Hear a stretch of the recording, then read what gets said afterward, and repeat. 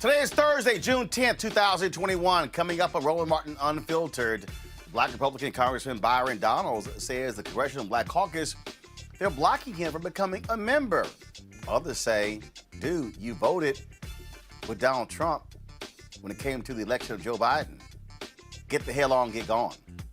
During a hearing today, Arkansas Republican Senator Tom Cotton showed his white nationalist self, constantly interrupting Defense Secretary Lloyd on the issue of diversity in the armed services.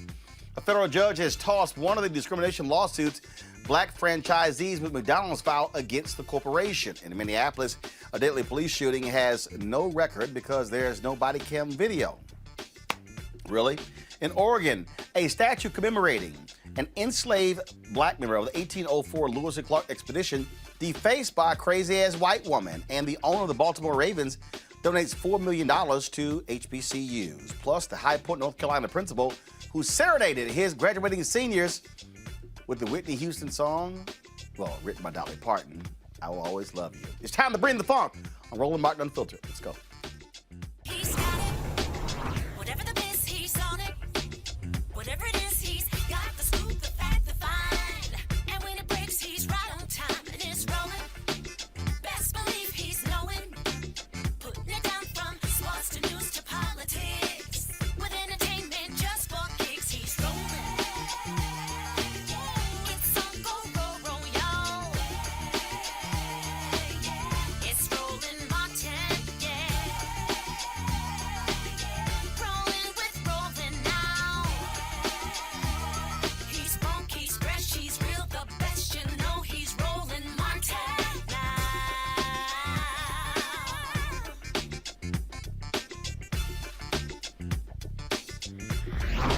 Martin. The only black Republican in the U.S. House, not happy at all. He's upset, saying the Congressional Black Caucus is blocking him from joining. 42-year-old Byron Donalds from Florida says his staff has reached out to members of the CBC multiple times. They have not gotten an adequate response why he is not a member. Now, he has said that he was a member of the Black Caucus when he served in the Florida legislature. He believes he's being ignored because of his party affiliation. Now, when asked about Donald's claim, the CBC gave us the following statement. The Congressional Black Caucus remains committed to fighting for issues that support black communities, including the Police Accountability Bill, protecting voting rights, and a jobs bill that helps our communities. Boom, there you go. Now, Congressman Byron Donalds is going to join us on Monday's show, but he did go on a lot of media outlets talking about this issue after BuzzFeed actually reported this story. Watch this.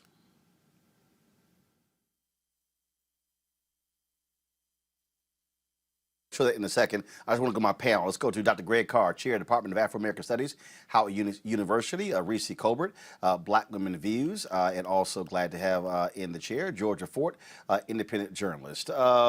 This is an interesting one here, Greg, in that, first of all, you've had black members before. Mia Love was a member of the Congressional Black Caucus when she represented Utah. You have Burgess Owens, who's not from Utah, not joining the CBC. Senator Tim Scott chose not to join as well. And so Donalds is really upset that he's not allowed over there. But keep in mind, this is the same guy who voted not to accept the electors, not to accept the results of the election of President Joe Biden. What do you make of his desire to join the Congressional Black Caucus? Should he, or should he be kept out? Well, I'm glad he wants to be in. That's just because of phenotype, how he looks. But that's very different than politics and culture. This is a guy who got on Twitter today and said he applauded that corn-pone governor of Florida for banning critical race theory. He said, we must tell our country's great story of redemption and teach our children patriotism. All that be hate. But a difference of opinion is one thing. But when you vote not to certify a federal election, and of course, he's a native of Crown Heights, Brooklyn, transplant, went to Florida State as undergrad, became a Christian at age 21. And you can see the Christianity threading through his comments. He's in a district that's over 100,000 plus on the side of Republicans in terms of registered folk. But this guy's not a serious guy. His profile is very stereotypical. Finally, he's joined a few clubs. In fact, I like what Ilhan Omar said. She said that club you created with Burgess Owens, Maria Salazar, and Carlos Jimenez and them, they call themselves the Freedom Force. They're against everything the squad stands for, except the squad didn't name themselves, fool. So, Byron, I'm glad you said it with your chest. Just realize that we all stand together. It's not going to stop you from being a victim of state violence. Go on into that good night, brother, especially when you're giving them the gun to shoot you with. So you just stay safe. We still on the same team in terms of phenotype, but the rest of that noise, take it on back over there to the Super Friends. No, Freedom Force, whatever that is y'all created. Reese, he says that that his viewpoint should be accepted within the Congressional Black Caucus. I mean, what is the viewpoint? Is it white supremacy? Because that sure as hell doesn't belong with the CBC. The CBC is the conscience of the Congress. They already get dragged enough for stuff that's not even accurate and not even fair. The last thing you need is a person who's working against the interests of the CBC and Black folks altogether. This is nothing more than a stunt. He's very unserious, as Dr. Carr just pointed out, but this is a great way to raise his profile off the backs of Black people, because, you know, the quickest way to become a martyr is to try to make it seem like Black people are anti-conservatives, which we aren't. A lot of Black people are conservatives, but Black people are anti the white nationalist party. That is where he runs into an issue. And so if he were bringing something like fiscal conservatism or something that was traditionally associated with Republicans before they came all out, hoods off, Klan flags flying, the white nationalist party, then you could make the case for his inclusion. But this is nothing more than a stunt. And if he really did want to be in it, it was probably for nothing more than networking and access to donors and access to clout and to raise his profile. But I'm not buying it. And I think that the CBC is doing the absolute right thing by sticking to their guns on this. Georgia? Yeah, I agree with Reese. I think that he's a day late and a dollar short. If he wanted to be a part of the CBC, he should have said this a long time ago. He should have made it a priority in his career from the beginning. But instead, I think that he has prioritized his party affiliation, and he has been complicit on issues concerning the Black community. I want to know where was his concern about the CBC when Trump was in office and his administration was passing legislation that left Black people out. I want to know where his concern about the CBC was when the Capitol was being stormed. And so I think that it's very convenient. It reminds me of a saying they used to say a lot, growing up, that your Black card would be revoked, for certain things. And, I think that this brother has found himself in a bad situation, not just because of his party affiliation. Let's be clear. It's not just about the fact that he's a Republican. It's about where he stood on issues that concern the Black community. I'm going to ask all three of you this, and Reese, I want to start with you. It's very interesting to watch a lot of folks highly critical of the Congressional Black Caucus. And like I was just seeing one tweet, this guy was like, what has the CBC done? Show me the Black specific laws the CBC has passed. And I keep trying to walk these people through to get them to understand what you can and cannot do. And it's amazing. It's amazing to me. Like I had one guy and another guy yesterday who was going back and forth. He was saying, well, they represent Black districts. And I then told him, I said, have you actually seen the racial makeup of most of the congressional districts? I said, first of all, the average congressional district is 700,000 people. I said, please show me the all Black congressional districts. He couldn't answer any of those questions. And so when you hear folks say that, show me the Black specific bills by the Congressional Black Caucus, how do you respond? What I want to understand is, why is it that they say that as a cudgel against the CBC, but then when they need a cudgel against something like the COVID-19 Anti-Hate Crimes Act, they want to bring up all of the stuff that the CBC does? The George Floyd Justice and Policing Act, that was led by the CBC in both the House and the Congress. Anti-lynching legislation, both of them. The thing that everybody likes to talk about, all the progressives like to talk about, Medicare for All, championed by Representative John Conyers, the HR 40 Commission, reparations. That's the CBC. As I just said, the CBC is the conscience of the Congress, but you need foot soldiers behind the CBC as well. Yelling on Twitter, about we need reparations now, no reparations, no vote is not getting us any closer to the finish line. So if you want to be critical of the CBC, make sure you turn that criticism inward towards yourself and find out what you've done to mobilize behind the CBC, because there's no excuse for why, for instance, something like the Black Smithsonian, the National Museum of African American History and Culture took decades to pass because the CBC had to continually introduce it. Every single session of Congress, the CBC is introducing the priorities of the Black community. And every single session of Congress, we have Black people making the same complaints without mobilizing. And that's where the issue lies. Not with the CBC members who bust their ass to try to get these things passed, but with the fact that people would rather go after the CBC than go after Rand Paul, who single-handedly blocked the anti-lynching legislation in Congress. They would rather go after the CBC than go after Mitch McConnell, who has obstructed the agenda since the Obama era. So we have to do something different other than criticize. We have to mobilize. And until we do that, we're going to still be stuck saying what is happening for Black people, period. I saw this tweet, Greg. This person here goes, powerful CBC, what have they done of significance for Black people? I missed the Black specific laws they got passed, like, I don't know, the Asian hate bill they all or mostly all supported, among other things. And I keep seeing these people, these fake YouTube historians, Greg, who keep saying, it was like, see, we prove you wrong, Roland. It's an Asian hate bill. And I'm going, it doesn't just apply to Asians. If you actually read it. And the thing I explain to people, this is not, I'm defending the CBC. No. The average person is too clueless to even understand what members of Congress do. Again, when the heat pumps at Howard University went out, delayed classes a couple of winters ago, they had to go get emergency funding from Congress. That's right. Who do y'all think they called? Congresswoman Eleanor Holmes Norton. Who does she call? CBC members. See, again, what kills me is that people, like, they really have no idea. I sent the emails, Congressman Bobby Scott, when he talks about a bill that he passed, or when Congressman Alma Adams talks about how she inserted several things into the farm bill that benefited HBCUs.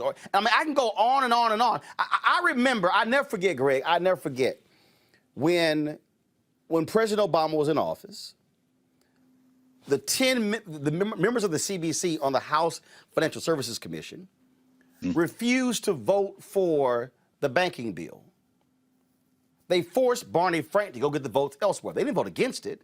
They said, no, y'all got to add some stuff. And they demanded the inclusion of $3 to $5 billion for minority lending offices. And I never forget, I got a phone call about 10 o'clock at night. It was a Thursday. Hey, Roland, are you gonna have this? Are you gonna have the CBC on your show tomorrow? On Tom Joyner tomorrow on your TV One show? No, Tom Joyner talk about this very issue. Now, Greg, I didn't know what the hell he was talking about, but I clearly knew it had to be something major the CBC was doing for him to call me at 10 o'clock at night. And I said, no, I'm not gonna have them on Friday, but I'm gonna have them on Monday. Now, I was actually lying, but I wanted to hear what the whole deal was. And so he then went on to explain to me this tough negotiation they were having, and like, well, we can't do all what the CBC wants. And I said, well, we'll see. I did have them on. Here's what happened. That bill got passed. It went to the Senate. The Obama White House tried to pull that $3 to $5 billion out of the bill. Congresswoman Maxine Waters, Congressman Gregory Meeks, like, no, the hell y'all not. That actually passed. Now, I was moderating a panel at CBC ALC, and a brother stood up and he said, see, the CBC wrong, the CBC shouldn't have opposed Obama. I said, fool. That was a minimum of $3 billion. He actually said it was worth not getting the $3 billion if they oppose Obama. I said, you need to sit your dumb ass down. I said, their job is to fight. I remember when they had the jobs tour, and they were highly critical of the administration when it came to that. And Obama was not happy with them at all. Y'all think I'm lying? Go look up the Politico story in January or February 2010 when the CBC had their first meeting with Obama. The article lays out how he was not happy with them because they were pressuring him. But what kills me are these people who keep putting stuff out. They ain't doing nothing. They ain't representing us. I'm like, when your ass got no clue what actually happens with Black Caucus members. You ain't got no clue. Well, Roland, I think you've just anchored where we are, not just as Black people, but as people who live in America. Ignorance is the coin of the realm. Ignorance is how the market operates. And for everyone who is critical of the Congressional Black Caucus, they probably don't know about language inserted in legislation around technology and infrastructure development. You might wonder how broadband access gets expanded. I mean, under poverty reduction and safety net programs or education, how do those Pell Grants get expanded? Under judicial nominations, who's in whose ear to suggest to the president who to nominate? Under immigration reform, you know how many Black people, look at Joe Neguzza, for example, or Yvette Clarke, and ask them about immigration and how those Black people that come from the Caribbean and from Africa. When you start talking about foreign affairs and national security or homeland security, ask Benny Thompson, you know, what it means to be on top of that committee, because the longer you're in Congress, the more you gain seniority. Many of the Congressional Black Caucus members are at the top of committees or leading committees. It's very important to understand. And that's not to say they can't improve. I mean, you know, folk think, when you think Congressional Black Caucus, you know, you got Richie Torres and Delgado out of New York, or Ilhan Omar, or Joe Neguzza, as I said, Continental African, first and second generation, Yvette Clarke from the Caribbean, Stacey Plaskett from Virgin Islands. As far as I'm concerned, Alexandria Ocasio-Cortez needs to be a joint member, because her people from the Bronx, which means the Dominican Republic. We have to think about the work. Finally, H.R. 1, the For the People, Senate Bill 1, the For the People Act, is nearly 900 pages. If you haven't read it, or even part of it, you don't know whose politics and whose staffers went into crafting that legislation. Right here. This is the email. Right here, y'all. This is the email that I got on May 25th. Senator Reverend Warnock and Representative Nakima Williams, introduced bicameral legislation to help people register to vote as they change residences. Okay, so somebody watching might go, well, that ain't no big deal. That ain't no big deal. Okay, I'm just gonna sit here and just, you know, since folks say ain't no big deal, let me sit here and pull this one up, because see, again, I actually see these things. I actually get these actual bills. Congressman, boom, right here, y'all. Representatives Jeffries, Scott, Armstrong, and Bacon introduced bipartisan bill to eliminate sentencing disparity between crack and powder cocaine. This is dated March 9th, 2021. I'm just, y'all, I'm literally reading you, again, for all y'all people out here who keep just running y'all mouth and saying just stupid stuff. I mean, I'm just saying you kind of need to understand what actually goes on, what actually happens. I mean, I can look at. I mean, I get notifications all the time from Frederica Wilson and her office about some of the things that. I mean, here's a perfect example. I'm looking here right here. Representative Wilson introduces bill to reestablish the Advisory Committee on Transportation Equity, dealing with the whole issue of transportation, billions of dollars being spent on roads that impact us as well. Right here, Frederica Wilson leads charge to help retrain millions of workers who lost their jobs to COVID. I'm sorry, y'all, these are receipts. You have to read them, though, Roland. The four-letter word is READ, brother. You out here cussing. I mean, Georgia, again, this is not, look, let me be real clear. I said to the CBC, y'all got to do a better job when it comes to your comms, when it comes to telling your story, when it comes to telling your narrative. But hell, this week, we've had two CBC members on this week, Mondaire Jones and Congressman Jamal Bowen. I had a fool who actually sent me a tweet. I ain't seen the CBC out here talking about this voting deal. I'm like, dumbass. I've literally had two this week. Yeah, I think people are not really paying attention. And so those who would make that claim, who would say, oh, what is the CBC doing for the Black community? I think that question should be posed back on them. What are you doing for the Black Mm, community? And fundamentally, speaking, I think the public, for the most part, doesn't really understand the foundational concepts of how bills are even passed. And so you really have to understand politics also, that the CBC is up against politics. They're politicians. They have to play the game. They have to make nice with maybe people who don't have the Black community's best interest in mind, and they have to get that support one way or another. They're playing the game. And so in order to fully understand what all goes into that, you have to understand the game. And so I would encourage the people who have the audacity to make those types of claims. I would encourage them to research and educate themselves on the political process. The last thing I'll add to that, you mentioned Ilhan Omar, who is in Minnesota, and we saw the moment that Trump went into office, that woman had a target on her back. yeah. Hold up, Ilhan Omar, a member of the CBC. Yeah.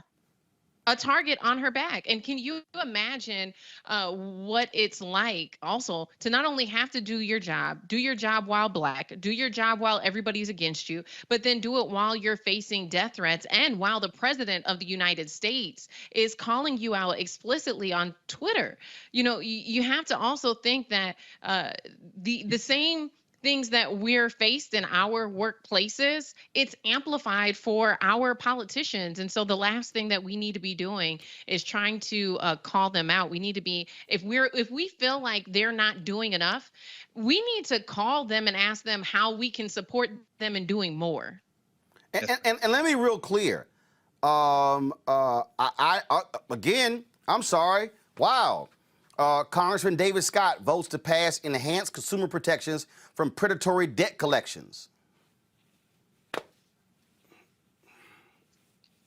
Yeah. But Georgia made a very important point, Roland. I mean, if you don't have the numbers, you can't pass the legislation. And so, Mondaire Jones might not have the numbers to get the For the People Act passed, but Joe Manchin gonna have to fight him. Because these young cats that come, he done called Joe Manchin everything but a child of God. He done questioned his whole human existence. In other words, he's doing what he can do until we, to George's point, do our part. You got to get to the ballot box. And and I misspoke a minute ago. Ocasio-Cortez, people from Puerto Rico, not Dominican. But like Malcolm X said, you get mad when you want me to call you Negro, you want me to call you Black. So it's okay for me to call you Negro in Spanish, but not English. Black people who speak Spanish, who got Black blood in them, y'all don't get mad, because if her name was Chelsea Jones from New York, wouldn't nobody be saying she was white because she speaks Spanish. You probably go look at the history of Puerto Rico I'm just going to give one more. Representatives Beatty Williams introduced new diversity data disclosure bill. Congresswoman Joyce Beatty, chairwoman of the Congressional Black Caucus, also chaired the House Financial Services Committee on Diversity and Inclusion, and Congresswoman Nikema Williams. They joined forces to introduce the Diversity and Inclusion Data Accountability and Transparency Act, which will require regulated financial firms with more than 100 employees to disclose diversity data, enhancing transparency, accountability, and creating a more inclusive economy for all Americans. What that means is show us your data and what Black folks you're hiring. Now, but see, Reese, but the food watching, no. But it needs to be Black specific. Y'all, Reese, go ahead. First of all, the Supreme Court has done away with that. And when it comes to federal appropriations or anything federal, you can forget about this big pot of gold with a leprechaun at the end of it, a black little leprechaun that says money for Black people and only Black people. Okay? Forget about it. That's not now, let's be real clear. There are federal grants that are targeted to communities, but which means that, yes, like for instance, people like, they had this $50 million that were going to agents for domestic violence. Yes, and there are federal grants that are specific to different groups. But the point is, when you're passing a bill, you can't pass a bill, this is for Latinos only bill.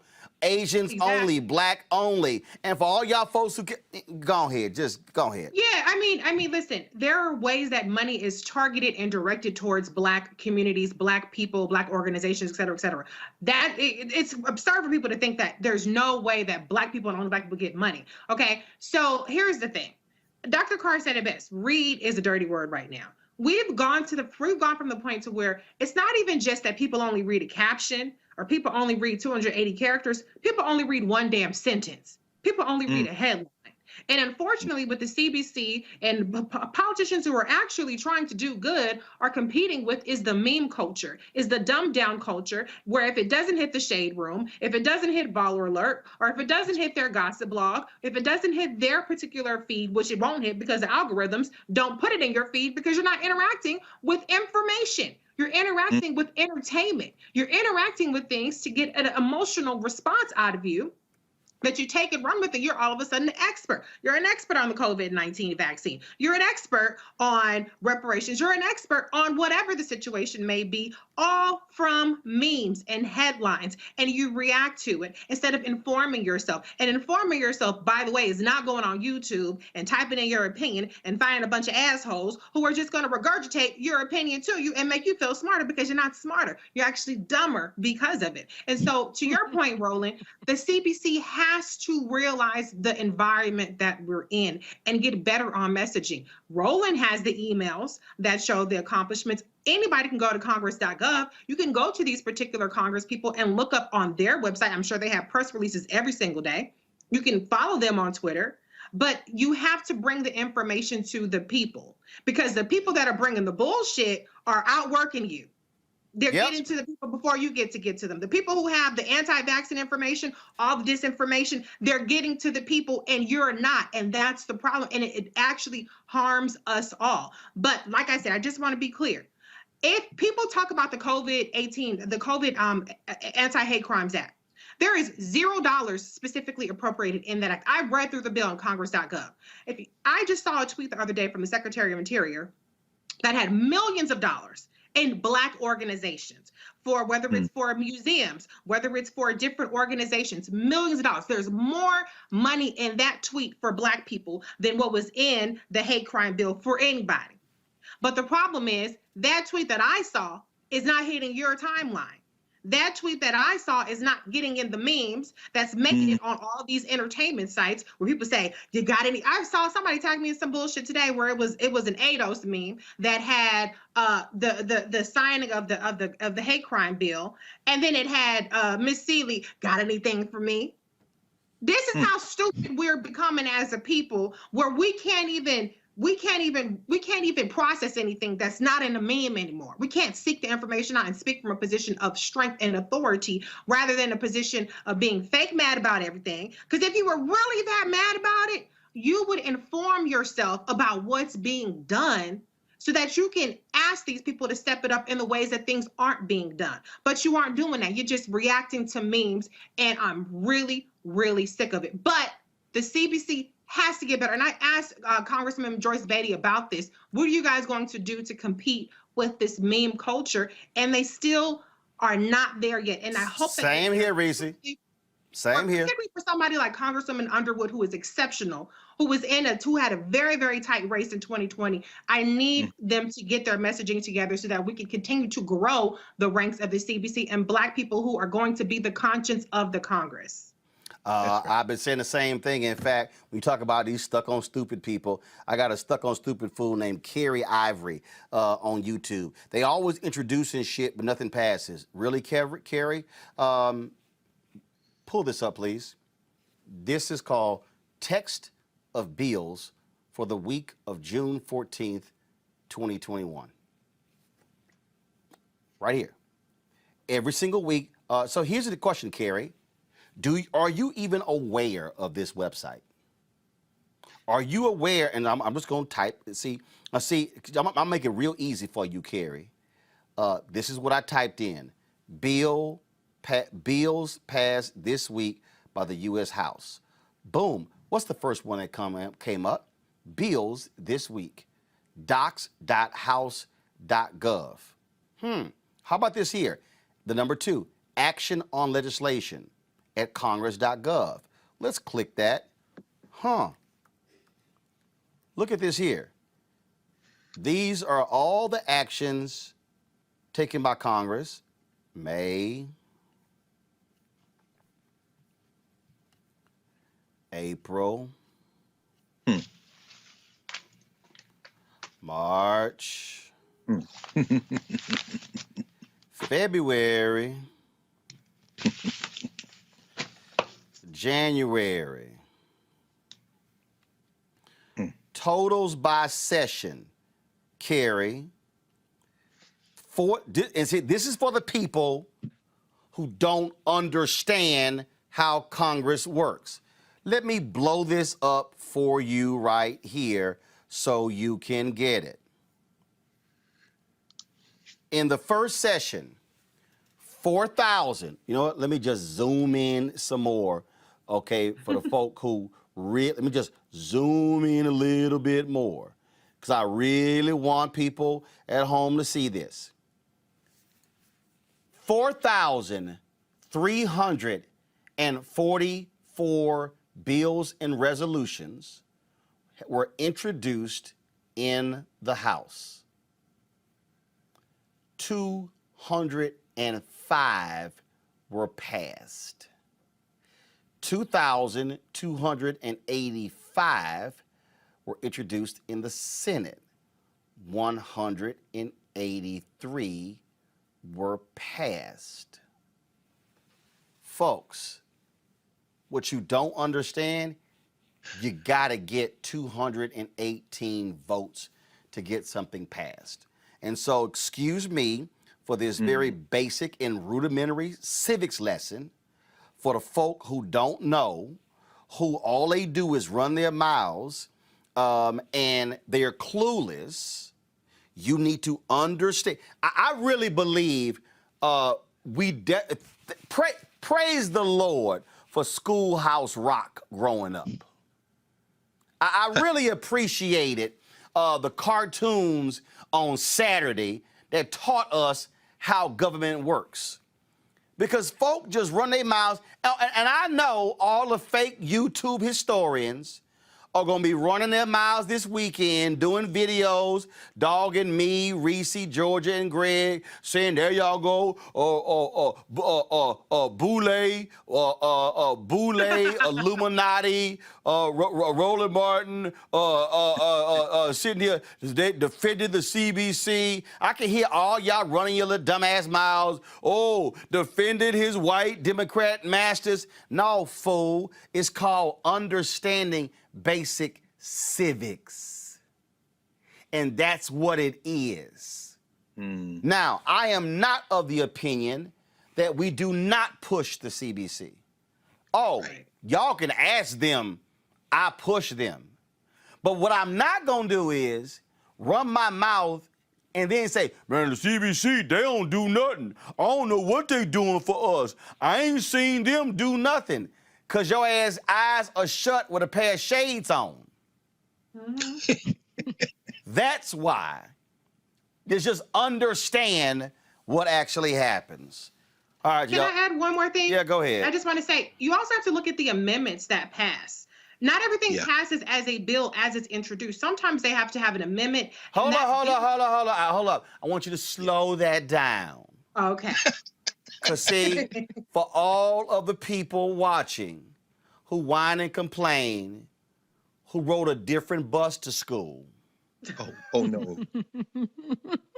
Let me walk y'all through this. What Reese just said is that when a bill is introduced, you as a member can attach an amendment to the bill. Right. Now, your name is not your bill, but you can attach an amendment to the bill. So a bill might have 20, 30, 40, 50, 60 amendments. Also, as a member, you can change the language in the bill. You can have a word inserted or removed. You can have a line inserted, a line item inserted. You are not going to see that flashed on the New York Times Square billboard. It's not going to be on the jumbotron. That's literally how it works. And see, for all y'all really, really just clueless, dumb people, please, by all means, go watch the movie Charlie Wilson's War. Go watch Charlie Wilson's War. A man who they call an undistinguished, booze-loving, fine women-loving congressman from Texas, who happened to get billions of dollars funded for the folks in Afghanistan to fight the Russians. Somebody who they was like, how, and I remember there was a line, Philip Seymour Hoffman said, how can a nobody congressman from Texas get all this done? He said, because people owe me favors. Y'all, nobody knew what the hell Charlie Wilson was doing, but billions of dollars went towards equipment to fund the war. But I'm sorry, he white. He not in the CBC. So y'all probably would praise him for work he did. I'm just saying that's what happens when you got people who are just clueless and they don't get it, but all they want to do is whine and complain. Speaking of what you got to deal with these white nationalists in Congress today, the black Pentagon secretary, first one in history, retired General Lloyd, 4 stars, testified before Congress. Then you had Lloyd. You got white nationalists from Arkansas, Tom Cotton, man who despises diversity, loves showing his whiteness. Listen to this round of questioning, y'all. We're going to talk about it on the back end. Mr. Secretary, I have received, along with Congressman Crenshaw, several hundred whistleblower complaints about Pentagon extremist and diversity training. I want to share just a small selection of what your own troops are saying. And Mr. Chairman, I have a longer list that I'd like to submit for the record.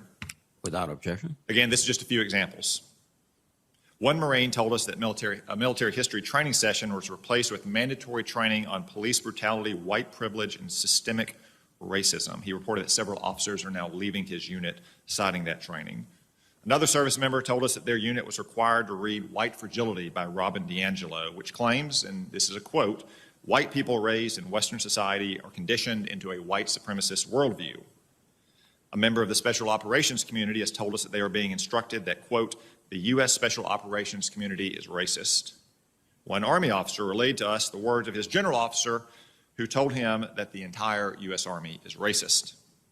A midshipman at the Naval Academy said classmates are calling America a fundamentally racist place and that this sentiment is not contested by school administrators. An airman told us their unit was forced into a racist exercise called a privilege walk, where members of the wing were ordered to separate themselves by race and gender in order to stratify people based on their perceived privilege. One African-American officer disparagingly said, and I quote, "The Navy thinks my only value is as a black woman and not the fact that she is a highly trained military specialist." Soldiers have come forward to tell us they are being forced to watch videos about systemic racism and documentaries that rewrite America's history as a fundamentally racist and evil nation. One Space Force officer told me that 2 Guardians left his ranks in a short period of time. One was a young African-American who said that after the training, she would never have joined the military had she known that it was such a hotbed of racism. The other was a white airman who said he didn't sign up to be indoctrinated and filed separation paperwork. Mr. Secretary, we're hearing reports of plummeting morale, growing mistrust between the races and sexes where none existed just 6 months ago, and unexpected retirements and separations based on these trainings alone. And again, these are not my words, these are the words of your own troops. So I want to ask a few simple but vital questions. Mr. Secretary, do you believe that our military is a fundamentally racist organization? Yes or no, please. Well, I won't give you a yes or no answer on that, Senator, because it deserves more than a yes or no. The military, like any organization, will have its challenges, but I do not believe it is a fundamentally racist organization. Thank you. I'm sorry to cut you off, but our time is limited. I think it is a pretty simple question. I'm glad that you agree it is not fundamentally racist. Do you believe that any member of the military should be treated differently based on their skin color and sex? Again, yes or no will do. Again, this question deserves more than a yes or no answer. It is, Mr. Secretary, I'm sorry to cut you off. Our time is limited. It is a very simple question. Should a member of the organization you lead be treated differently, in violation of the Constitution, I would add, based on their sex or the color of their skin? No, I do not believe that, and that is Okay. why we have diversity, equity, and inclusion focus in the military. And the military for decades has been one of the institutions in the society where you are most likely to get ahead based on your own performance, on your own merit, irrespective of the color of your skin or where you came from or who your parents were.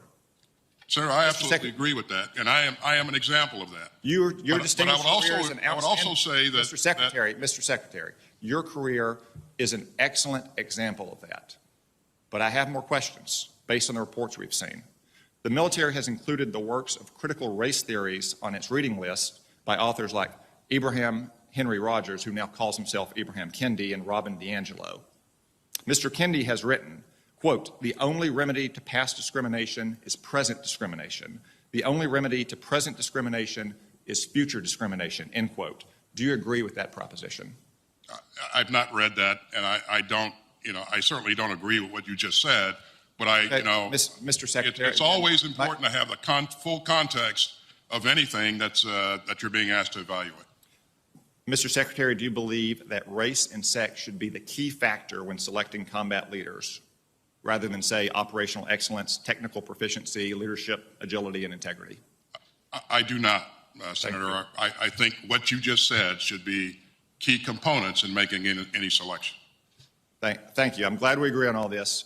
So let me just wrap up by saying this. If troops are subjected to the kinds of trainings drawing on critical race concepts like America and our military is inherently racist, or certain races are inherently privileged, other races are inherently victimized, given what you've said, should they report it up their chain of command or to the Inspector General or to other appropriate channels? They've always had, yes, they should. They've always had that ability to do that, and I would recommend that in the future. I would also say that diversity, equity, and inclusion is important to this military now, and it will be important in the future. And so we're going to make sure that our military looks like America, and that our leadership looks like what's in the ranks of the military. And I appreciate your support on that. And I agree with that. And like I said, the military has always been one of the most diverse institutions in our society where you can get ahead irrespective of the color of your skin or who your parents are or where you came from. And I'm glad that we agree on that. This is not about diversity in general, though. This is about a very specific kind of anti-American indoctrination that is seeping into some parts of our military based on the whistleblower complaints we have received. Thank you. My time's expired. Now, after that took place, here was Senator Tim Kaine, who allowed the Defense Secretary to actually answer the question. Now listen to this. Explain the context. Senator Cotton asked you a question about your own career, and you indicated that your career is an indication that the military can be welcoming to all kinds of people, but you were then going to explain the context of what your own personal experience has shown you during your time in the military about why we need to take seriously these issues of diversity and inclusion. The senator had other questions, but I'd like to hear how you were going to answer that question, giving the full context. I think the leadership has a responsibility to create a climate where everyone, first of all, we should be welcoming to everyone who can qualify and who is fit to serve and who can maintain the standards. And secondly, we ought to look like the America that we support and defend, and our senior leadership should look like what's in the ranks. And where we've done a great job in recruiting very highly qualified and capable people, I think we need to do a bit better in terms of making sure that we're absolutely inclusive and making sure that we create pathways, or pathways are available for everybody that's in the ranks to achieve, to realize their full potential. And so that's what that diversity, equity, and inclusion is all about. It's about cohesion. It's about making sure that we remain the most effective and lethal fighting force in the world. And we have been in the past, and we will be in the future. And when we've moved toward diversity, the military, it's always made us stronger. When President Truman integrated the military, it was not uniformly popular. In fact, I believe as Secretary of the Army ended up resigning after refusing to desegregate units about a year after the order. But moves like that, where the military has often led society in building cohesion, the military does it well. They're not always immediately popular, but they end up paying dividends not just for the military, but for American society. It has to be done sensitively, carefully, by people who understand it, but I applaud you and other leaders who are trying to do that. See, Georgia, this is why these things matter. You got white nationalist Tom Cotton, who hates diversity, who is all about whiteness, wants to be in denial, and then they love holding up the magical Negro. Well, look at you. And what you heard Secretary Austin say, yeah, we're doing a good job recruiting black folks and Latinos, but when they go up that chain, how many blacks have become 4-star generals and 3-star generals and 2-star and 1-star generals? See, they don't want to deal with that, okay? And the Cotton doesn't want to deal with the Military Times and the other media outlets have reported. The Associated Press just a week ago did a detailed report on discrimination in the armed services. It makes a world of a difference when you have context, when you allow someone to articulate themselves instead of pigeonholing them into a yes or no response. And so to him, I'd like to ask a yes or no question. Did Christopher Columbus discover America? Did white corporations own slaves that are still in existence today? And so I would like to ask some very clear yes or no questions to give him the context that is required to make an informed decision when you're talking about the men and women who are putting their lives on the line for our country. You have to take more care and compassion when you're talking about those who are bravely leaving their families to stand for all of us to have the security that we've maintained here in America for so long. And so I think it is embarrassing and it is a shame to see that type of ignorance used to try to make decisions that will affect our military. And so, I think that this is also a great example of what Black people who are in elected positions are up against. They're up against this rhetoric. They're up against the white supremacy. And think about how rude and disrespectful, yes or no, yes or no. And think now, if the response would have been anger or talking over, then now all of a sudden you're an angry Black man, you're an angry Black woman, and so I think that this was a great example, Roland, to point to, and even to add to the conversation we were having before about the CBC. This is what our elected officials of color are up against when they're in there, they're on the floor, and they're advocating for things that would make our society, our nation, more equitable. I guess, Reese, Cotton didn't come across this story. Dated May 27th, 2021. Deep-rooted racism, discrimination permeate U.S. military. That's why they got to take those damn classes. Because, see, I bet you of those so-called 700 whistleblowers, most of them are white boys who do not like having to be confronted with their bigotry and with this Black Pentagon chief saying, we throwing you extremists out of the U.S. Armed Services. Exactly. I mean, Tom Cotton was detailing that deep-seated racism. If learning about the actual history, not this they call it what, anti-American history? That's American history. If it's not pretty, that's because American history is not pretty. If that's enough to make you withdraw from the army, you didn't have no damn business being in the first place. But it's really interesting how when white people like Tom Cotton, white nationalists like Tom Cotton talk about irrespective of race or gender, they're full of shit, because most of the white people got there as a result of race and gender. Okay, so their whole default when he's prodding Secretary Austin to talk about irrespective of race, irrespective of gender, what he's saying is those positions should go to white people. That's what he's saying. He's saying that when they go to black people, it's because of their race or it's because of their gender. And that is the problem. That is the epitome of white supremacy. When the white is right, white default measurement is used for what involves merit. There is deep-seated racism within the military. Secretary Austin is the first Black Secretary of Defense, and we know how diverse the Army is. And so, why is it taking this long to get a Black person who is the head, the Secretary of Defense of this country? And I love that whole deal, Reese. He was like, "Well, of all the U.S. military has been, an opportunity to get a fair shot." Yeah, dude, you act like they've been perfect.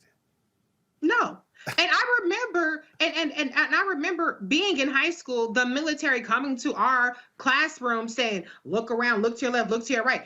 Some of y'all ain't gonna make it through college. They were discouraging people from going to college when I was in the 11th grade. So yeah, when you sit up there and you try to indoctrinate Black and brown kids into believing that they don't have a future through education or through a career, they only have a future in signing up for the military, you're gonna do pretty well on your recruitment. But how do they ascend to the different levels within the military? That is what the measurement is. And unfortunately, what the white nationalists are measuring is there's too many of you Black people making it ahead, and we want to keep the status quo. Well, that is done. And I'm glad that Secretary Austin refused to just give yes or no answers. And he was important to add that context. Context is something that is always lacking in all of our political discourse these days. I guess also, Greg, he missed this story from February 25th, 2021.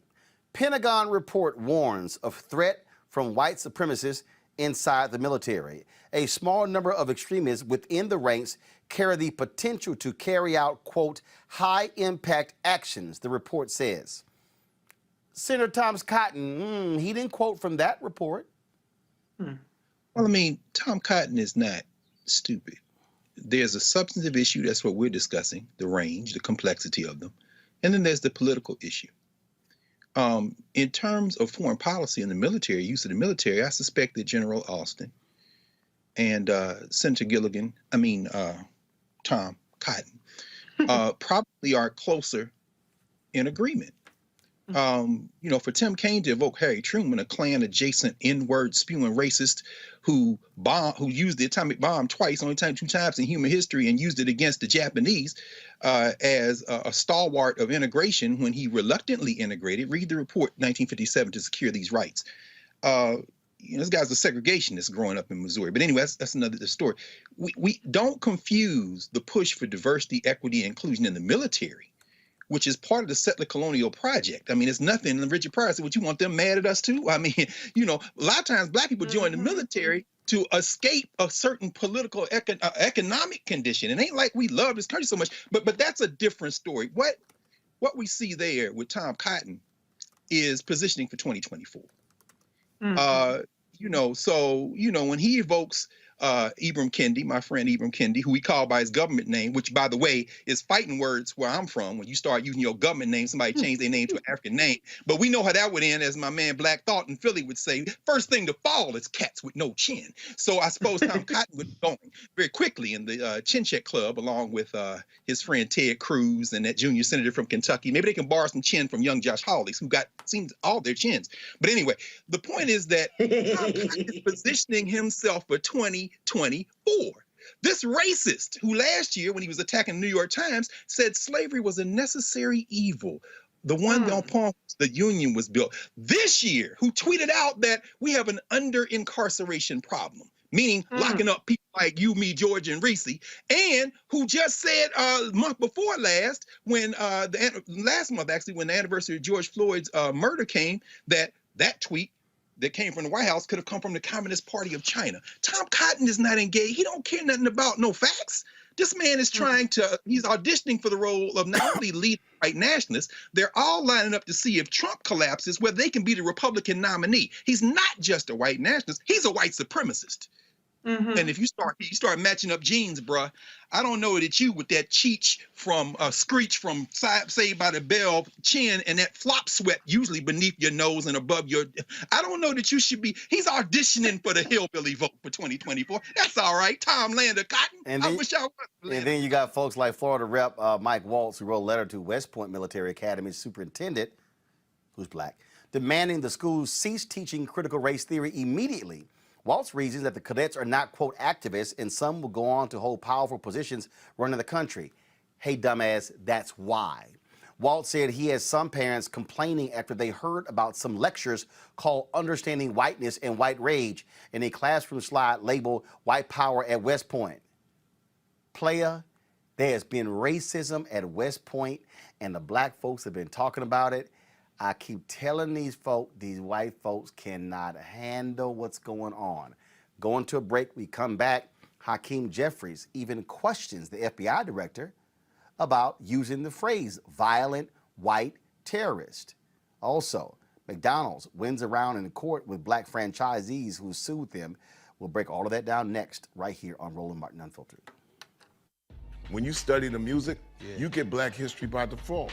And so no other craft could carry as many words as rap music. I try to intertwine that and make that create whatever I'm supposed to send out to the universe.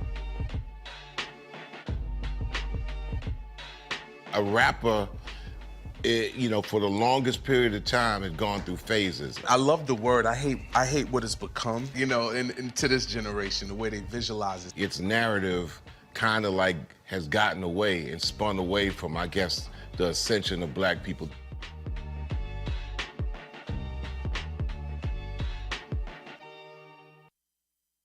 Black women have always been essential. So now how are you going to pay us like that? And it's not just the salary. I mean, there are a whole number of issues that have to support us as women. Yeah. But that's what we deserve. That we shouldn't have to beg anybody for that. And I think that we are trying to do our best as a generation to honor the fact that we didn't come here alone and we didn't come here by accident. I always say every generation has to define for itself what it means to move the needle forward.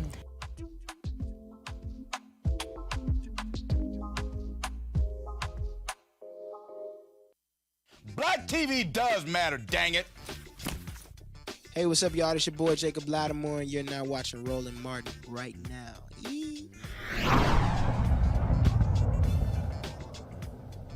Folks, again, what we're dealing with in this country, white supremacy in so many different areas, but the nation doesn't really want to deal with those issues. Congressman Hakeem Jeffries had an opportunity to ask FBI Director Christopher Wray specifically about this issue with these violent white domestic terrorists. Watch this. Why is the FBI generally reluctant to use the term violent white supremacy? I think we use the term racially motivated violent extremism partly because we're trying to make clear to our people and everyone who's involved that our focus, that doesn't mean everybody else's focus, but our focus is on the violence. And so part of the reason we changed some of our nomenclature was to make especially sure that what's important to us, and it gets back to this idea that we have one standard. Doesn't matter what your motivation is or how abhorrent or despicable your motivation is, what we have to be focused on is the violence. I understand that the violence is largely being driven by white supremacy as an ideology. If you don't name the problem and claim the problem, it seems to me that it's hard to tame the problem. That's why I'm raising this particular issue. In terms of domestic terrorism, I think you've testified in the past that this is a growing problem that we've experienced in America, correct?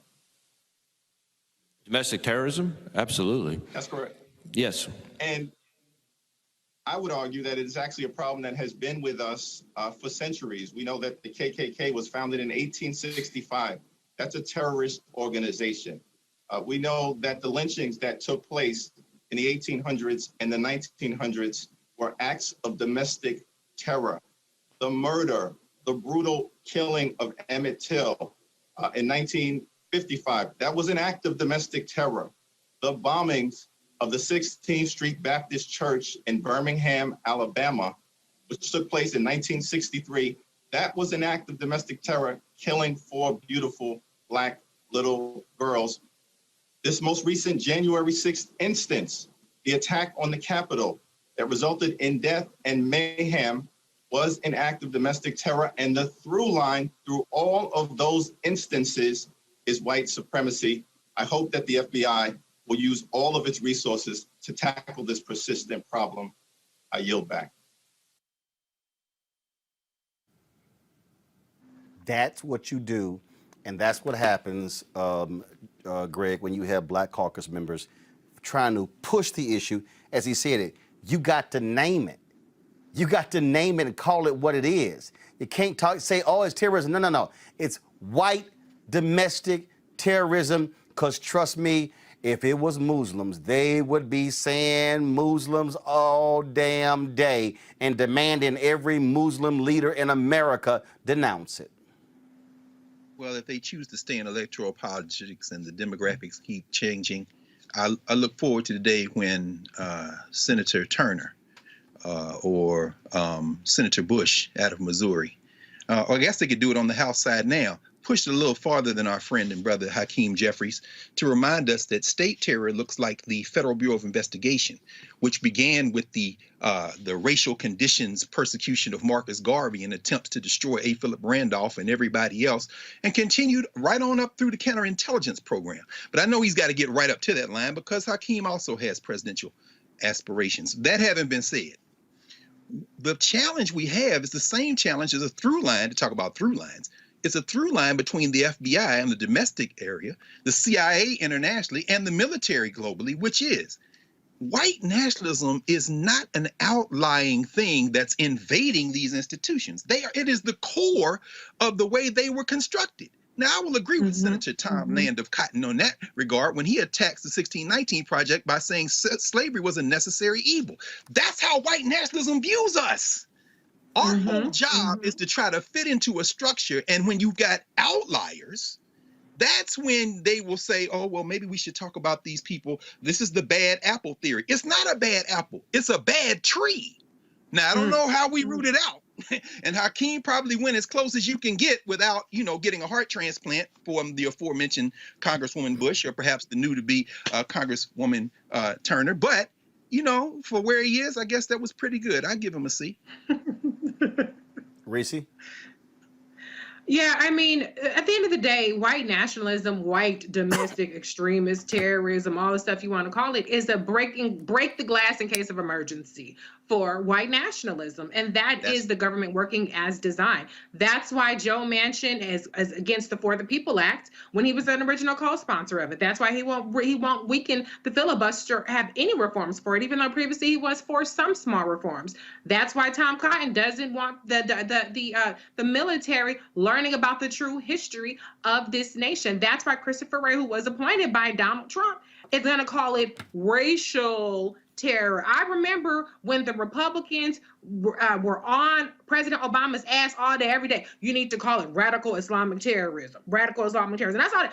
He could call it anything else he called it was not good enough. It had to specifically be radical Islamic terrorism. But when it comes to white domestic terrorism, white supremacist terrorism, they don't want to call a thing, because at the end of the day, that's what they're going to fall back on as the demographics continue to change. The January 6th insurrection was an insurrection for a democracy that is inclusive of all of us. Even though our votes are suppressed and they did everything they can to try to stop us from voting, it's about as inclusive as it's going to get, short of any kind of reforms the Democrats are able to ram through. But the reason why they're not that mad at it is because it's a break glass in case of emergency. Trump wasn't the emergency for them, but we have to be on the lookout for when they feel that emergency is coming. It could be in the next decade or 2 decades, but it's coming, and that's why they're not going to root it out. And that's why you got to have members of Congress continue to put the pressure on them to call it what it is, Georgia. And so for those of you who say this is no big deal, it is, because when you call it what it is, then you can direct resources to it, and you can't allow the game being played. The FBI, hell, has announced they've already made 500 arrests tied to the January 6th insurrection. You got to call that thing what it is. That was white domestic terrorists attacking the United States. Absolutely, Roland. And every decade, I feel like the language, it morphs into something different. And so what used to be KKK is now what? Make America Great Again, or now Save America, white supremacy, white nationalism, whatever you want to call it. It's fundamentally the same thing. It's fueled by the same principles and the same values. And you could say the same thing about the other side. When you look back at the civil rights era, affirmative action, and different components that were pushed back then to really combat and resist white nationalism, right? And so now, yeah, we have diversity, equity, inclusion. At every decade, every turn, we have new iterations, but fundamentally, it's the same principles. And so I believe that we are at a turning point in our nation where people who believe in white privilege, people who believe in white supremacy, whose identity is founded on that, whose political campaign was powered and funded by others who have those same fundamental beliefs, they are threatened. And most of them, we're seeing them act out in fear that when Black and other minority groups get a seat at the table, when we really start calling these things what they are, when we really get to the root of it and we're able to root it out, what are they left with? What are they left with in 20 years when the tables turn and the quote unquote minorities of this nation are the majority? What are they left with? Because they won't have white privilege. They won't have supremacy.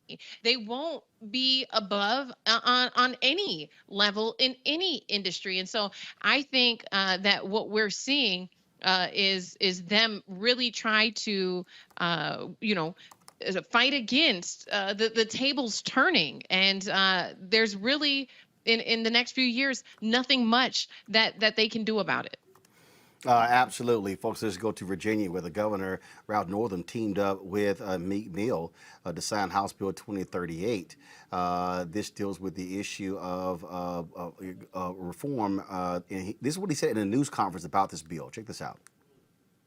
We have taken important steps forward to reform our criminal justice system. We've raised the felony larceny threshold and ended the practice of suspending people's driver's license for unpaid fines and fees or for non-driving related offenses.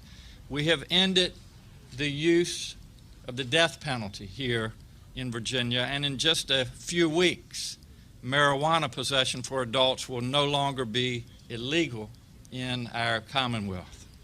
We have done these things because our criminal justice system has been inequitable for far too long.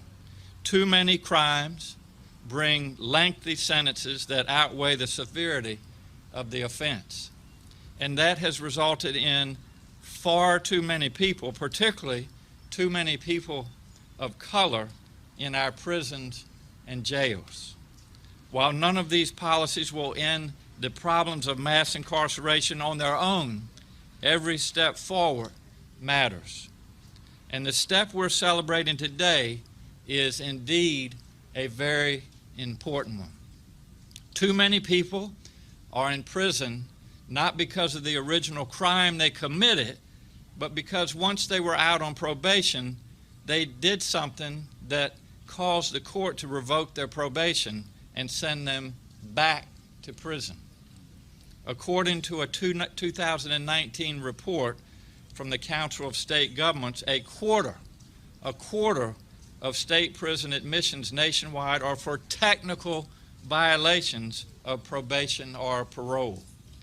Now let's go to Michigan, folks, where a 6-year-old boy is recovering at home after being threatened with a sledgehammer and then shot as he retrieved his bike from his neighbor's front yard. Watch this.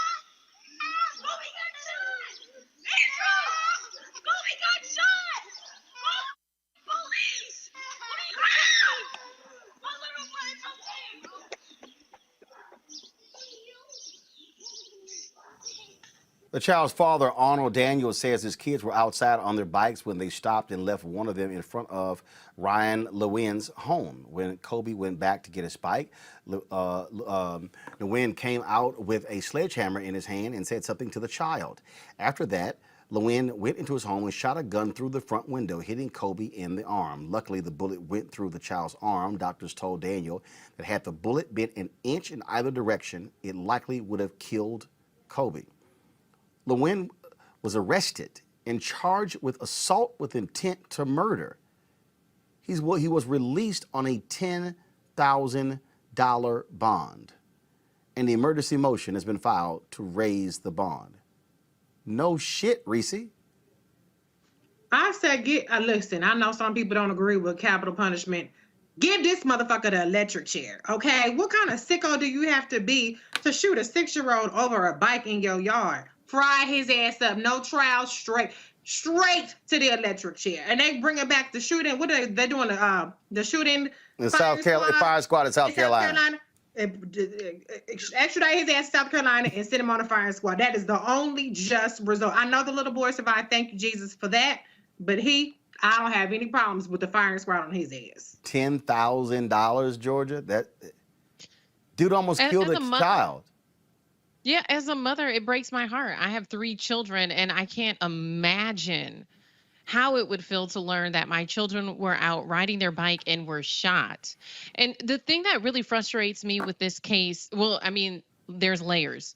But you have Ryan, who is an Asian man. Let's address the anti-Blackness that exists in other minority groups. Let's address the fact that while everybody wants to lump us together and call us BIPOC and kumbaya, all of this solidarity, which is great, before that can really be authentic, we have to address the anti-Blackness that exists in other groups. That there are some people, Asian, Indigenous, Hispanic, who have the same white supremacist ideology and those stereotypes so deeply ingrained in them that they won't hesitate to shoot a little boy, right? And then when you look at the judicial system that allows this man to get out on a $10,000 bond, it's very, very clear how America values Black life, or should I just be frank, how America does not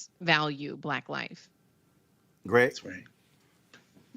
Georgia said it. I mean, and by articulating it that way and joining those two things together, it's very compelling. The two things being the idea of anti-Blackness.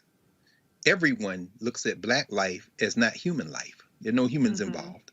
I wasn't shooting a human being. I was shooting at a little threat. And then the field of violence that is the United States of America, Senator Gilligan. In other words, this country is born in settler violence. And the only way you check that instinct is a fundamental restructuring.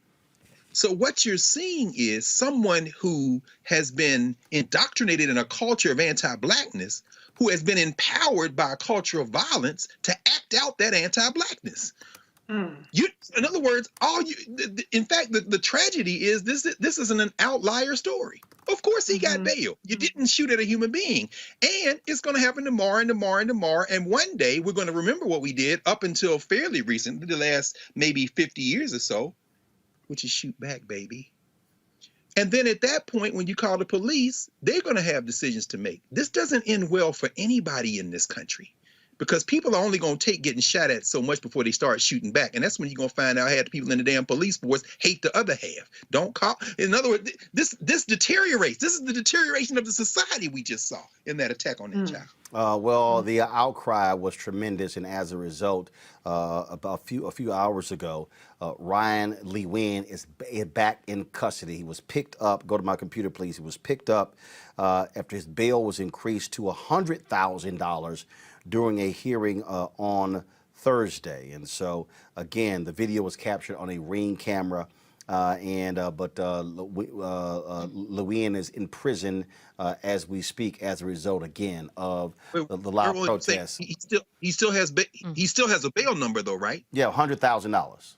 Let us not forget Kyle Rittenhouse. Y'all better watch that GoFundMe. Great point. Great point. Folks, in Minneapolis, activists are calling for an investigation into the lack of body camera footage in the fatal shooting of a black man. Officers on a U.S. Marshals Service task force killed Winston Smith Jr. during an attempt to arrest him on a warrant for illegal possession of a firearm. During the arrest, Smith allegedly failed to comply with officers' commands and produced a handgun, resulting in task force members firing upon the subject. Folks, in addition to the investigation, activist groups are also demanding the head of the United States Marshal for the District of Minnesota, Ramona Doman, be fired. The U.S. Marshals Service does not allow body cameras for officers on this task force. However, while deputy marshals do not yet wear body cameras, the Justice Department permits state, local, and tribal task force officers to wear them.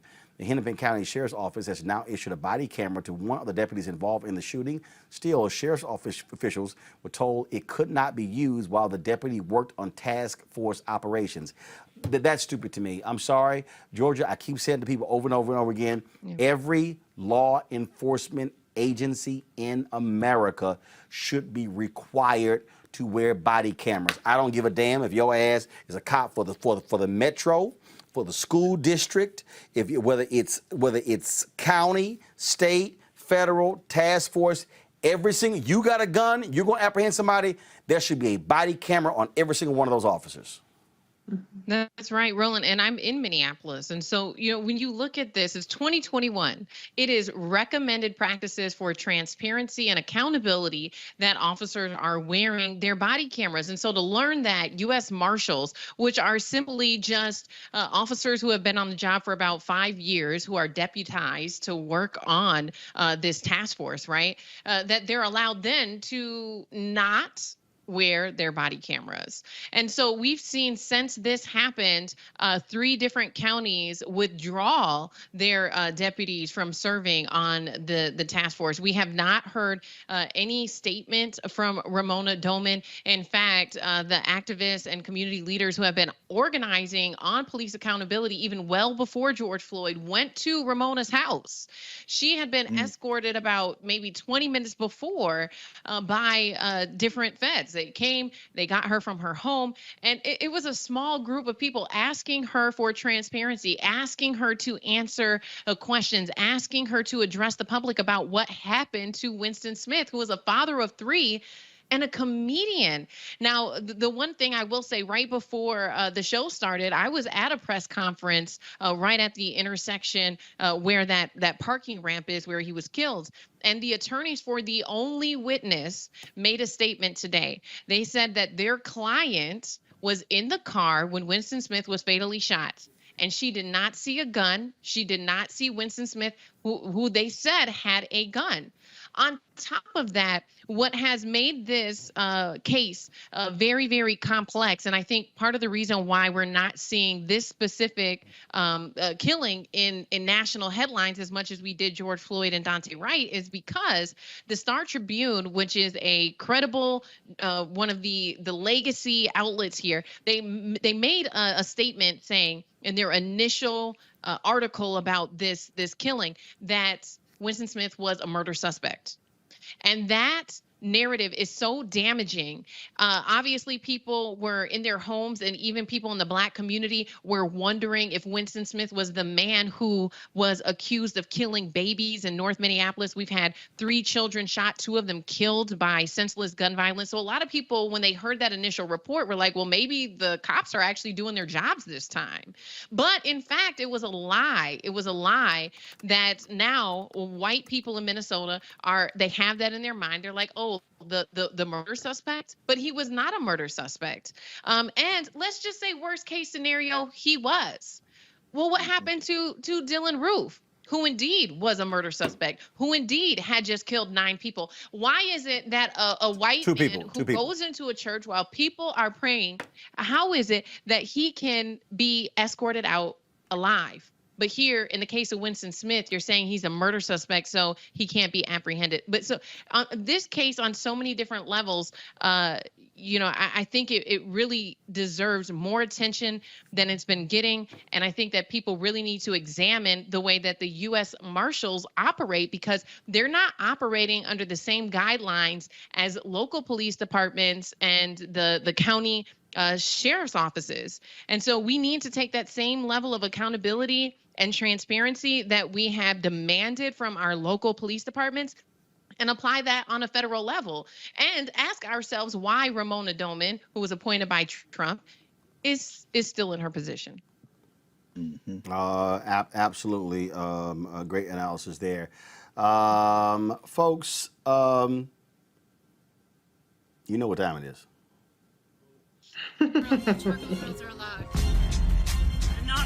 I'm white. I got you, huh? Illegally selling water without a permit on my property. Whoa! Hey! Give us your right. You don't live here. I'm uncomfortable. Well, y'all, my goodness. At Mount Tabor in southeast Portland, a white woman thought it was a great idea to deface the statue commemorating York, an enslaved black member of the 1804 Lewis and Clark expedition. For the second time in 3 months, the monument was vandalized. This time, it was caught on video. Here is today's crazy-ass white woman. Do you want to give us your name on the? Yeah, my name is Jeanette K. Grody. My date of birth is 9/13/78. Hey, way to be part of the solution. Good job. Come fucking arrest me. Good job. I'm first, not color, race, or sex. What's your name? It's not even fucking 70. My name is Jeanette Grody. For reporting to the police, I will pay for damages if you want me to. Fuck all of you. I've been prejudiced against black people and Hispanic people, and everybody has. I'm sure you've been prejudiced against people as well. I don't give a fuck. Do whatever the fuck you want. All right. It's love and unity, not to replace a white man with a fucking black man. That is not fucking unity. Yeah, you can go ahead, shake your head. I've read the white privilege book or whatever the fuck else you want for Unity Spiritual Center. I don't give a fuck.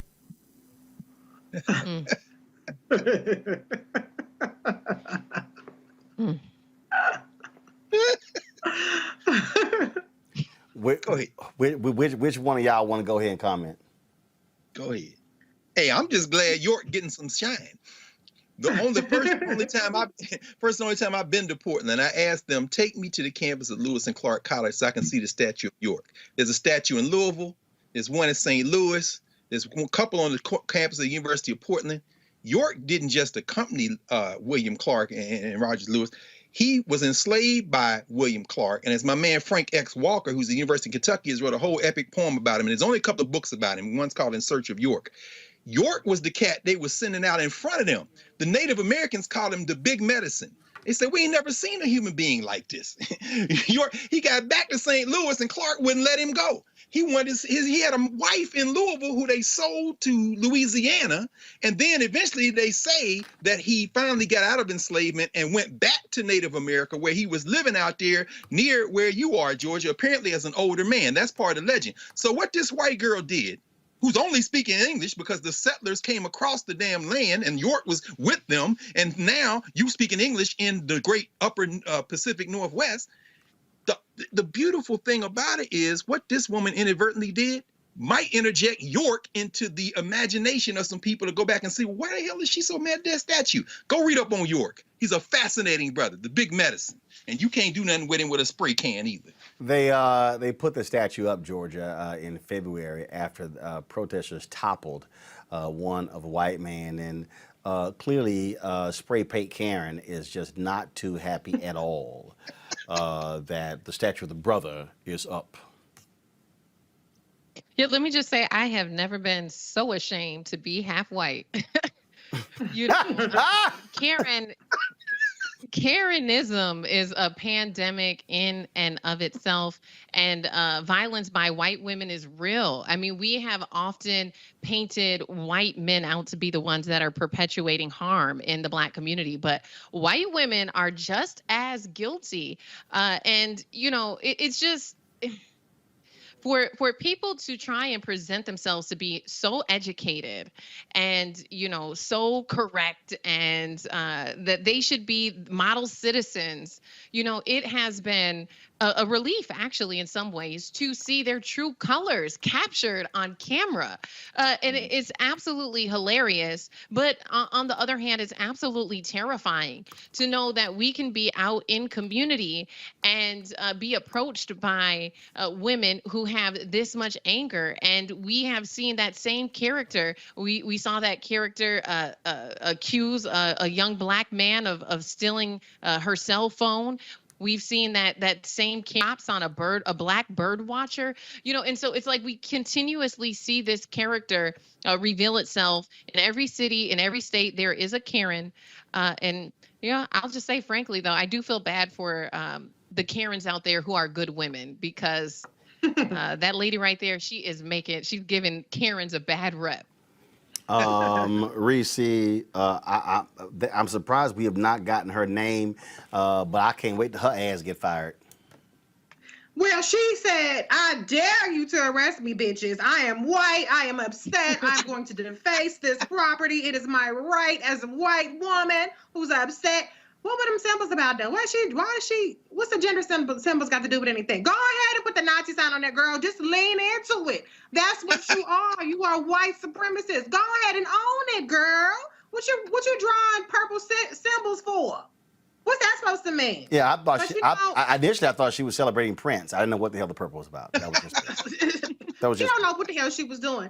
But the reason why it's funny to me is because they're so triggered. They're so triggered by what? By a statue of a Black man? Oh, you know, they put a statue of a Black man, God rest his soul, who is a slave. That's what we get. Right. We get slave statues. We get slave movies.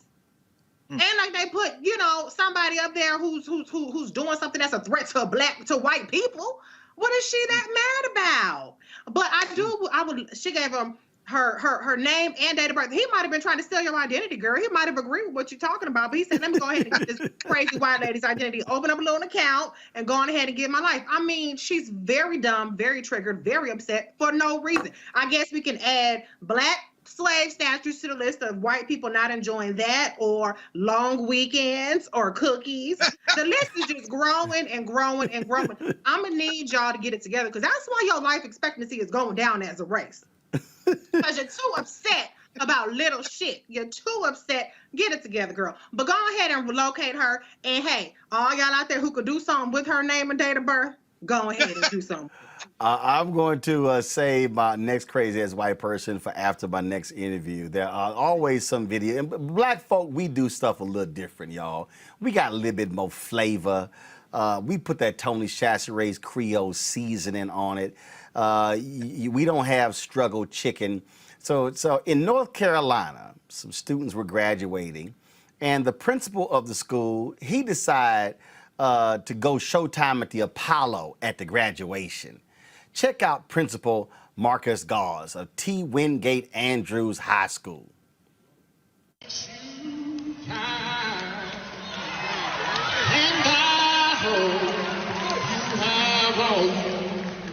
Dreamed of, and I wish you joy and happiness. But above all this, I wish you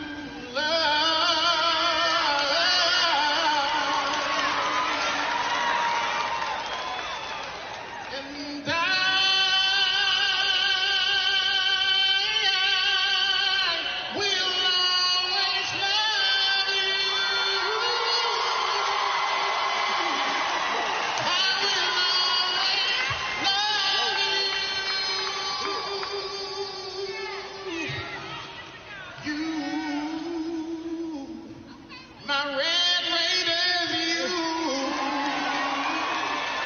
I'll always love you.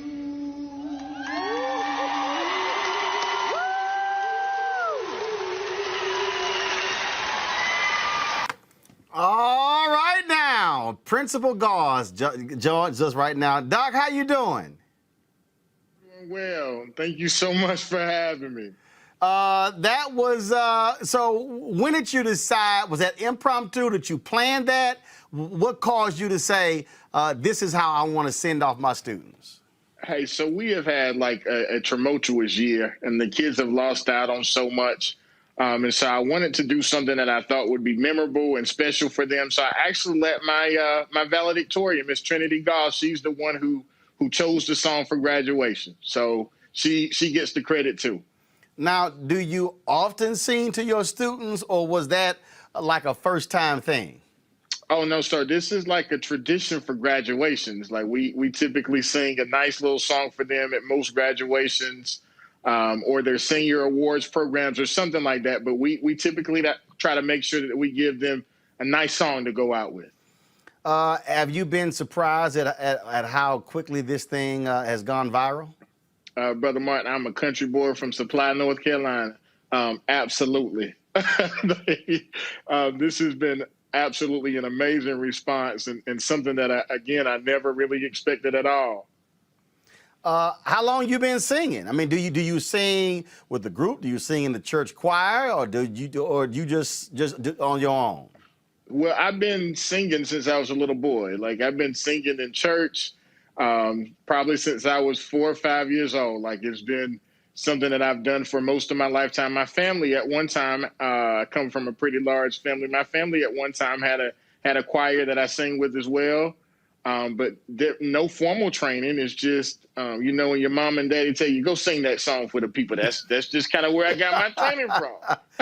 I got folks here on Facebook and YouTube. They're looking at the colors you're wearing, and they're saying, is he a North Carolina A&T graduate? They're trying to figure out the color scheme. Hey, absolutely. I'm an Aggie until I die. All right. Questions for my panels. Let me go to our HBCU professor, Dr. Greg Carr. Greg, your question first. Thank you, Roland, and congratulations, Dr. Gauze. Huh? You working on you finishing up at High Point, from what I understand, right? Absolutely. Just finished and graduated in May. So yes, I am done. Okay, Dr. Gauze. Then so look, man. My only question is, you become the most famous High Point resident in music.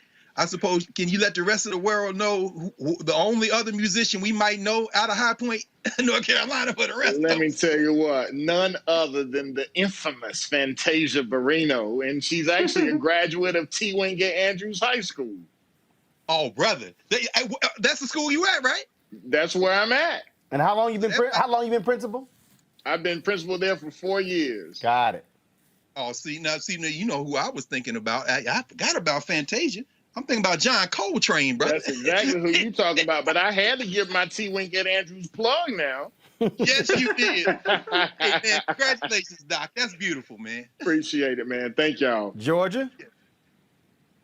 Well, first of all, thank you for sending off students that way. It was so beautiful to think about that song to students, and it's so powerful to see you use your position with them to send them off well. What is the importance of having Black educators? I think that in some communities, we don't have enough of them. Especially Black male. Have you seen...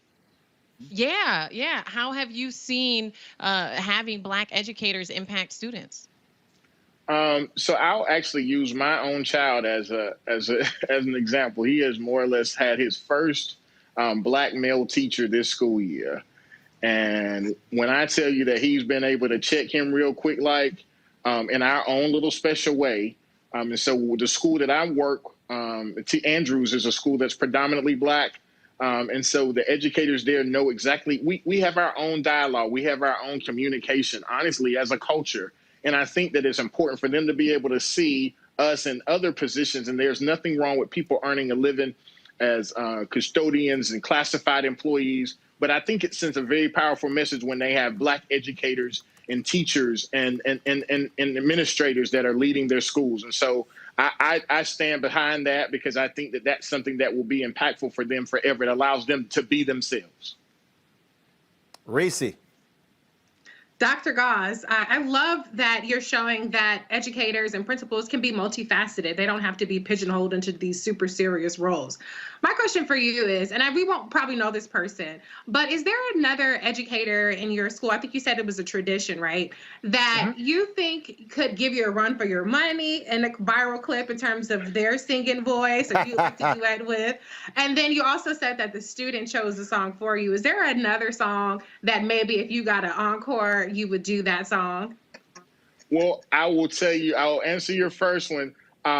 There are a couple of really talented individuals that can probably sing me under the bus that work in my building. And so, yes, I'm definitely going to give them their shout outs. Like, I don't want any. I don't want any problems. But there were a couple of other songs that we considered. One of them was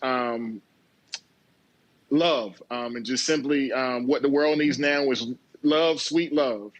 And that song was one of the ones that we thought about. And then the other one was John Legend's rendition of Bridge Over Troubled Water. So I went back and forth with these songs, but again, the only way we decided was just to let our valedictorian pick the song. And I would probably do Bridge Over Troubled Water, or What the World Needs Now is Love, Sweet Love. Well, since you picked one of the three, look, you're gonna have to sing one of them two right now. So like your parents said, go on up there and sing that song, boy. So, I got you. So since you gonna sit here and say it was one of those two, and you gonna pick one, I ain't even gonna get to the other crazy ass white people story. We gonna end the show on this. I'm gonna run that tomorrow. So you gonna take us out with the song. Go on ahead. I got you. What the world needs now, it's love, sweet love. It's the only thing there's just too little love. What the world needs now, it's love, sweet love. It's the only thing there's just too little love. All right then. You know, Greg, I think Doc could make the alpha choral. Hey, man, that's that Aggie pride. He didn't let them down, boy. That was all right. Falsetto, man. He ain't miss a note, boy.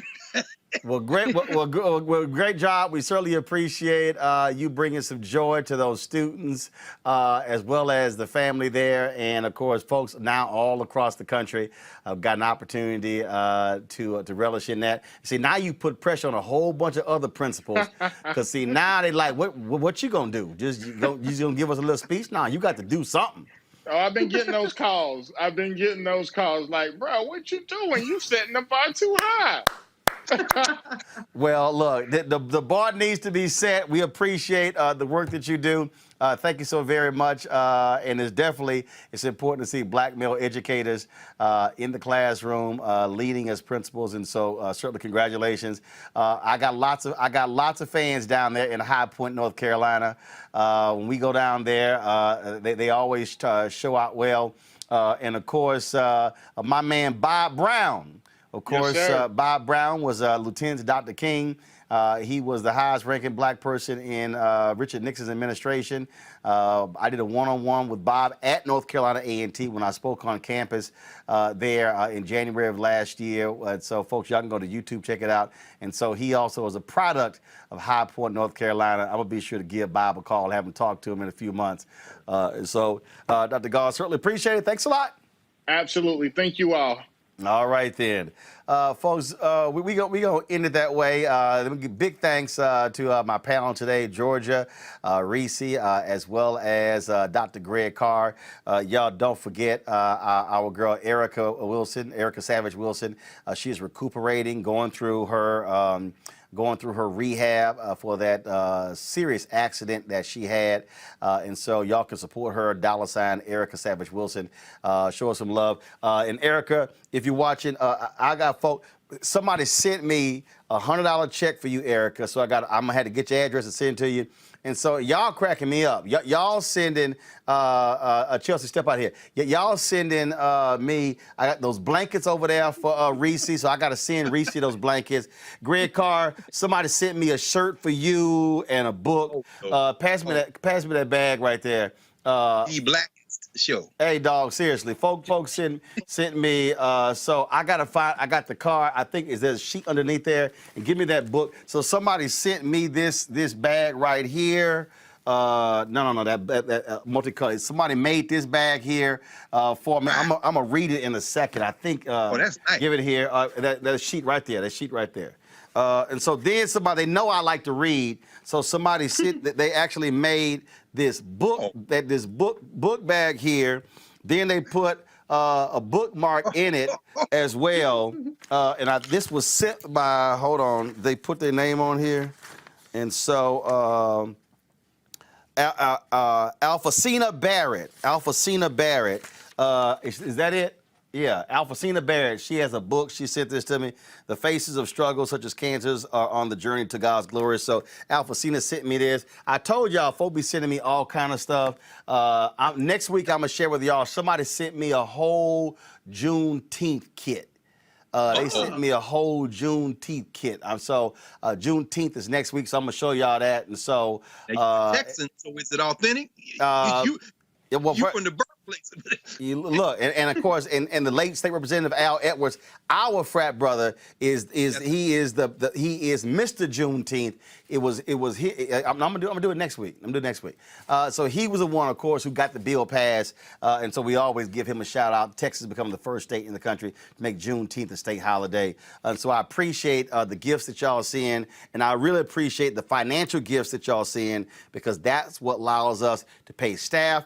We're moving into a new office. Man, I'm telling y'all, it's off the chain. It's off the chain in terms of where we're going. Y'all can support us, Cash Cash App, which is $RM Unfiltered, PayPal.me/R Martin Unfiltered. You got Venmo.com/RM Unfiltered. Zelle is Roland at RolandSMartin.com. You can also Roland at RolandMartinUnfiltered.com. And so y'all can hit us there. Again, mailing address only for a short time is 1625 K Street Northwest. K Street Northwest, Suite 400, Washington, D.C., 2006. And so you know what? I'm gonna do this here. I wasn't gonna do it, but now that I wasn't gonna do it until I got the keys. Until I got the keys. Well, I had opportunity to get the keys. So lease is signed. We're in. All these things are happening. And so what I want to do is I'm trying to see, wrong one. I'm going to send it this one right here. So give me a sec. So I'm going to go ahead and do this here. While we're talking, y'all going to get the first glimpse of our new office space. And I'm telling you, I've already gotten our black folks who are going to be building the set, our lighting, building out our whole control room. We're going to so y'all get the first glimpse of this. So just give me a second. Let me pull this up here. I have not shown this publicly, but this is, so I'm gonna just talk over it in terms of our spot here and what our new office space is gonna look like. We're gonna be able there, y'all, to do stuff there, do our cooking segments in that large kitchen space. And then you saw, matter of fact, I'm just gonna bring it back. I shot it a little quick there. Let me bring it back so you can actually see it. So we're gonna be able, we got chefs, so we're gonna be able to shoot stuff right there in that kitchen. You're gonna be able to see that. Then we're gonna have, like right now, we really appreciate it. We're 50 can. We leased this space here, but we're sort of landlocked, only having just this set right here. Only just sort of having just this one set. But we're gonna have an opportunity to do more, and I'm just gonna advance this a little bit. Just give me a second, and so y'all are gonna be able to see us going down. So this will be that's where we have offices that are gonna be down there, where our staff will be able to do our editing and things along those lines. And I told y'all, I don't front. Look, I'm gonna show y'all how y'all money is being spent. Other folk who've asked y'all for money don't do that. I'm showing you. That's gonna be where we're gonna have our equipment room. We got more offices, and I can't, man, y'all gonna be blown away. This is the open space right there. Y'all see that? So where they're standing over there, that's where we're gonna actually have our green screen. We're gonna have our 3-wall video wall right there where our set, where that television is. And then where you see all those other chairs down there, we're gonna basically have a talk show type setup. So when we have our panel back, they're gonna be in that seated space. You're gonna see this in a second. You're gonna see it in a second. Those are more offices. And again, we're right on Black Lives Matter Plaza. That's gonna be, that furniture's moved out. We're gonna have new furniture. That's gonna be our talk show set. We're gonna have anywhere from 7 to 8 people who are in there. We're gonna have, then where you see in that far left-hand corner, we're gonna have our green screen over there as well. And then of course, in that big conference room is gonna be our production facility. And so, trust me, we're having a whole walls. You see, I'm talking right now how I want a wall set to be built. So that's being built by our black set builder. On that wall, y'all gonna see, we're gonna have black art. I'm gonna have a piece from Dr. King, Harry Belafonte. I'm trying to get this Nina Simone piece. We're gonna have other pieces on there as well. Our control room is gonna be in that room as well. So we will be live from our new location July 5th. July 5th.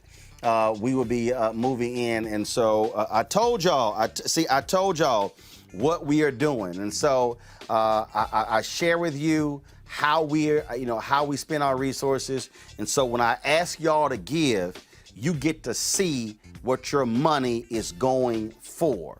And so we're gonna have 4 different set looks in one place. We're gonna have that where that video wall is. We're gonna actually have add 2 85-inch televisions to have a video wall there. That's where the set is gonna go. We're gonna be able to have the middle of the room. Not only that, the spacing in there will accommodate, and trust me, I will be doing it. We can put probably 50 chairs in there to actually have a live audience. Wow. That's what we are doing, folks. And so we want y'all to support us, what we do. That's why we're asking if we get 20,000 of our fans to give $50 each over the course of a year, that's $1 million. Our OTT channels, y'all, are being built. They will be launching next month. I told y'all that was $156,000.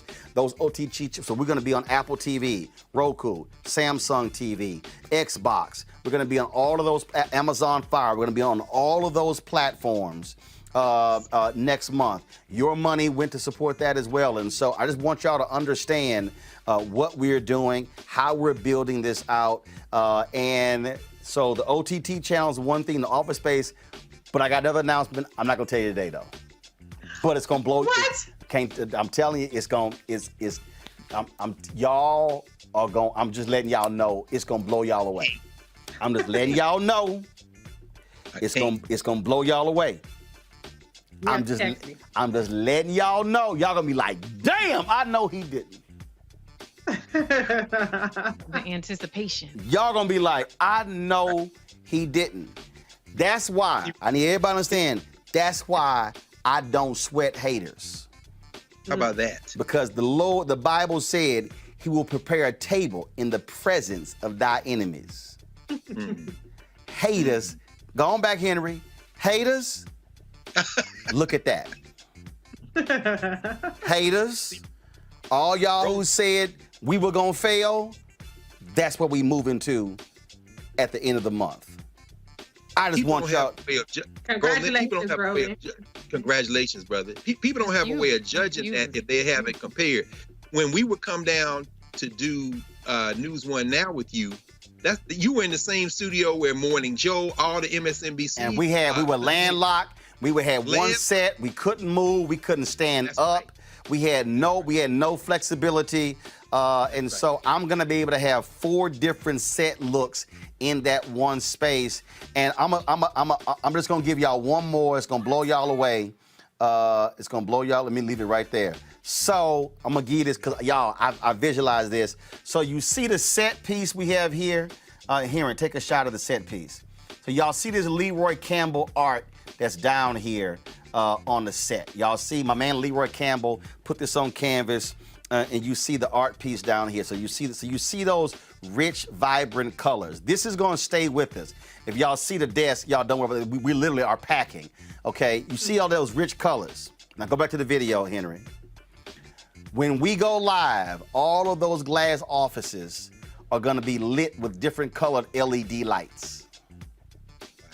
And so when we go live, you're gonna have all of that color as a backdrop when we are having that shot. So again, and yes, and somebody said black art for the win.